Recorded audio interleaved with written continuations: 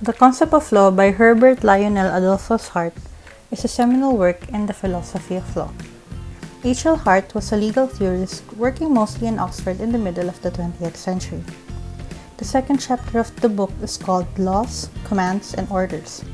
It is very important to note that in this chapter, Hart is not stating his own theory of law. He is stating the theory of law of John Austin, which we have discussed previously. The chapter on laws, commands, and order is a summary of Austin's theory. But before we can get started with Hart's explanation of Austin's theory, let us first discuss naturalism. Naturalism is the view that the only things that exist in the world are the things that natural science tells us exist. So animals, chemicals, gravity, atoms, the molecules that those atoms compose, that's what exists. There are no divine entities or anything like that. That's the naturalistic view. A more extreme version of naturalism is behaviorism. Behaviorists don't want their scientific theories mentioning anything other than outwardly observable behavior. Hence, the private mental states, your feelings and your hopes and your desires, the things that aren't exhibited in your behavior, are not something they investigate. You may notice that psychology is sometimes called behavioral science because it was thought that if psychology is going to be a serious science, then it can't mention private mental states, but publicly observable things the way that natural sciences do. Behaviorists reference outwardly observable behavior in their theories. Austin's theory of law is fundamentally a behaviorist theory of law. Now back to Hart's chapter 2 on laws, commands, and order. Hart summarizes Austin's explanation for the existence of legal systems that only ever mentions outwardly observable things like behavior. In this chapter, Hart illustrates Austin's theory is based on habits, and habits are observable patterns of behavior. Habits are then explained in reference to commands and orders, where orders are understood just to be sounds coming out of the mouths of individuals. There's also a discussion on sanctions or punishments, but those are also going to be outwardly observable forms of behavior, like someone getting fined or imprisoned. There's going to be very little or no mention of psychological states or internal states. In the next chapters of the book, Hart will present why this is a pitfall, but that is a discussion for another time. We're still on chapter 2, and here's how it proceeds.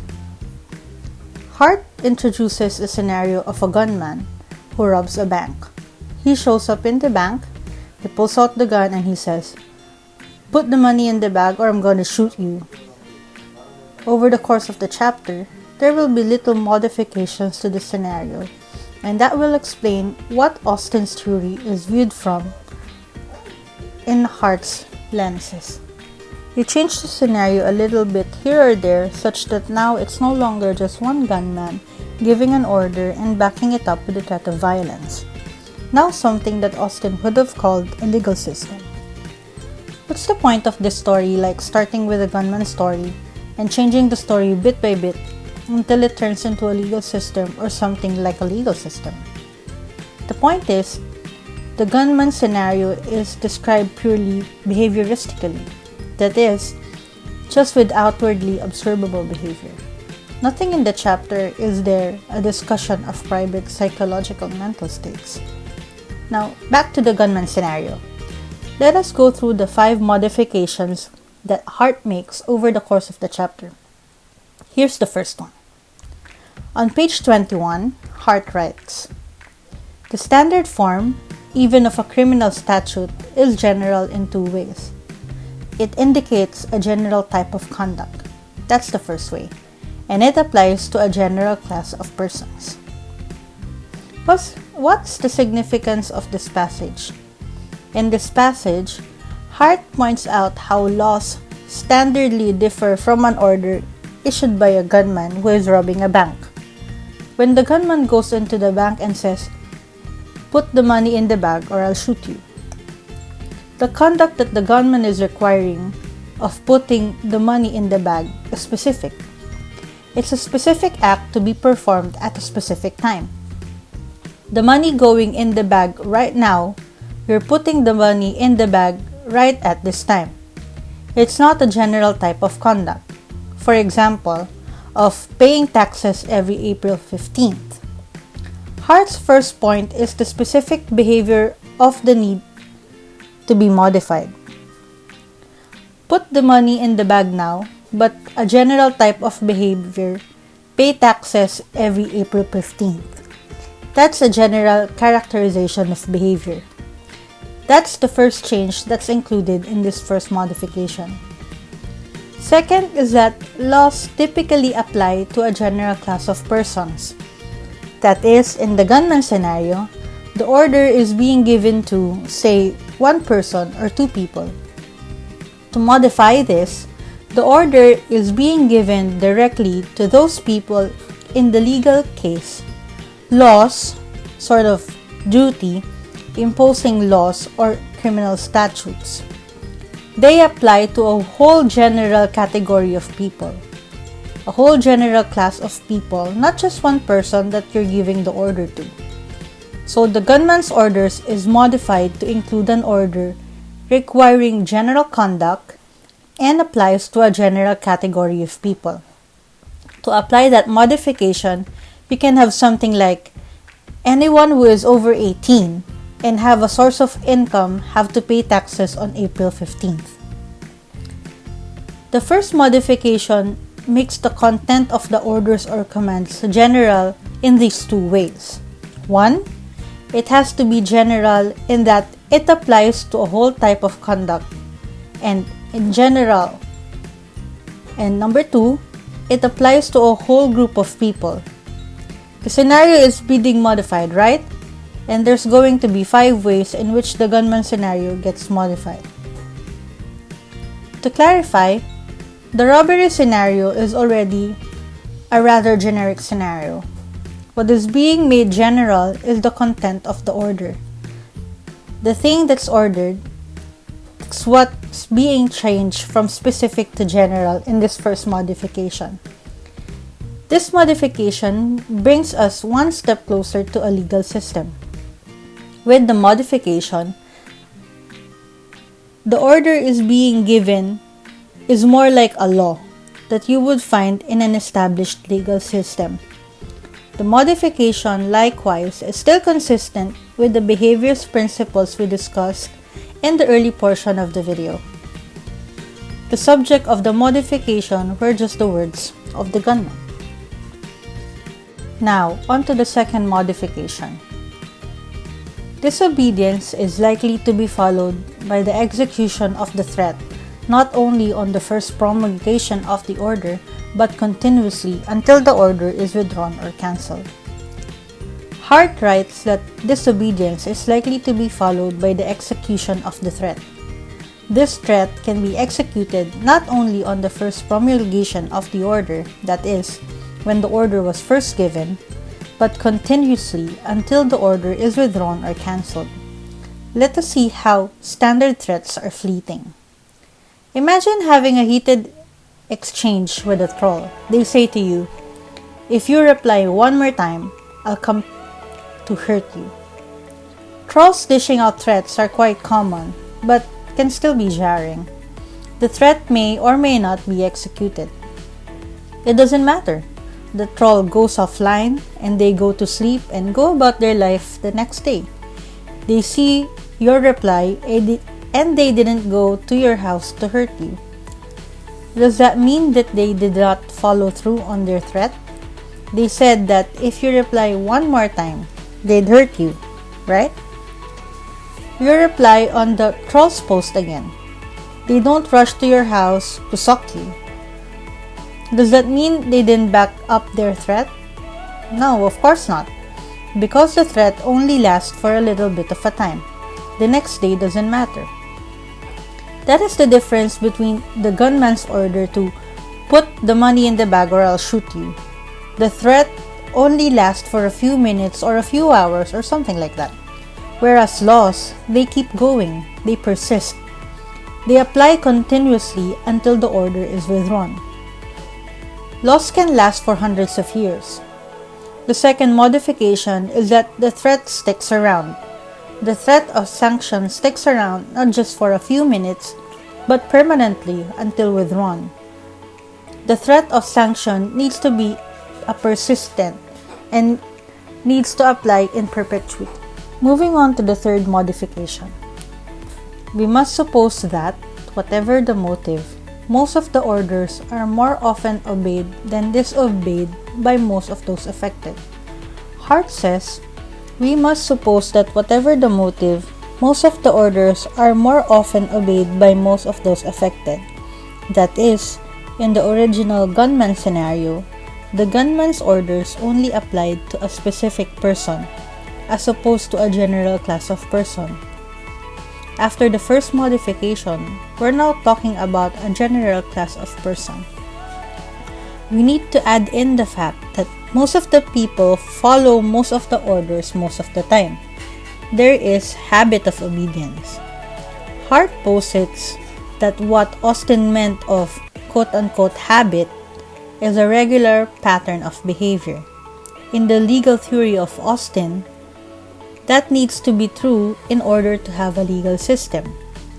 Orders or commands need to be efficacious. They work. People follow them. Now we get to the fourth and fifth modifications. Within the territory of each country, there may be different persons or bodies of persons giving general orders backed by threats and receiving habitual obedience. But we should distinguish some of these persons or bodies. For example, the LCC or a minister exercising what we term powers of delegated legislation, as subordinate lawmakers in contrast to the Queen in Parliament, who is supreme. The fourth modification is supremacy or internal supremacy. To modify the gunman scenario, we are not going to modify the order given by the gunman, but the nature of the gunman. That is, the nature of the person giving the order. Within the territory of each country, there may be many different persons or bodies of persons giving general orders backed by threats and receiving habitual obedience. But what makes one person internally supreme? Well, supremacy is going to turn out to be the fact that everyone in this territory, everyone inside the territory, habitually obeys this person. However, there are a lot of people in territories with the legal systems that seem to be habitually obeyed. They're issuing orders, and everyone is following those orders. Hart solves this problem by distinguishing some of these persons or bodies. For example, the minister exercises powers of delegated legislation. He can be distinguished as a subordinate lawmaker compared to the Queen in Parliament, who is supreme. In this sense, having your orders followed by most of those affected is supremacy. Whereas the Queen in Parliament, in making laws, obeys no one habitually. She is not regularly obeying anyone. The subordinate lawmakers keep within limits statutorily prescribed, and so may be said in making laws to be agents of the Queen in Parliament. That is, the lawmakers are only making laws in the specific domains that they're allowed to make laws. The Queen is supreme in the sense that all of these other lawmakers who are issuing orders are only issuing orders on her behalf. The fourth modification in the gunman scenario is the person issuing the orders. The gunman has to be habitually obeyed by everyone in the territory, and that person does not regularly obey anyone else. That is internal supremacy. Now on to the fifth and last modification, which also involves the modification of the person giving the order. The same negative characterization of the Queen in Parliament as not habitually obeying the orders of others roughly defines the notion of independence. Modification 4, or internal supremacy, and modification 5, which is independence, are going to turn the gunman into what Austen would have called a sovereign. For example, the Queen of England sometimes gets advice from the King of Denmark, and she sometimes takes that advice and does what she's told to do. Does this mean that she loses her external independence? No, if it is only occasional. But if she does it regularly, she does lose it. In that case, she does lose her external independence. To summarize, we had the gunman scenario where the gunman walks into a bank, takes out the gun, says, "Put the money in the bag or I'm going to shoot you." We applied 5 modifications to this scenario. These modifications are a way for Hart to explain the legal theory of Austen. The first modification is making the order general. Make it apply to a whole category of action, and then make it apply to a whole category of people, instead of a specific action to be done by a specific person. Modification number 2, the threat has to persist until the order is revoked or withdrawn. The threat cannot just expire after a few hours, but until the order is revoked or withdrawn. Modification number 3 makes the order efficacious.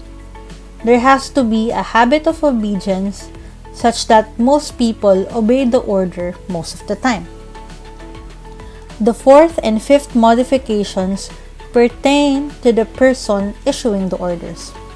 The fourth modification pertains to supremacy. The person issuing the order has to be habitually obeyed by everyone within a territory, even if those other people are themselves issuing orders. Orders of the latter can't be deemed to be those of agents. The fifth and last modification refer to the independence of the person issuing the order. This person issuing the orders does not habitually obey anyone anywhere, either inside the territory or without. The fourth and fifth modifications taken together is what Hart calls the sovereign.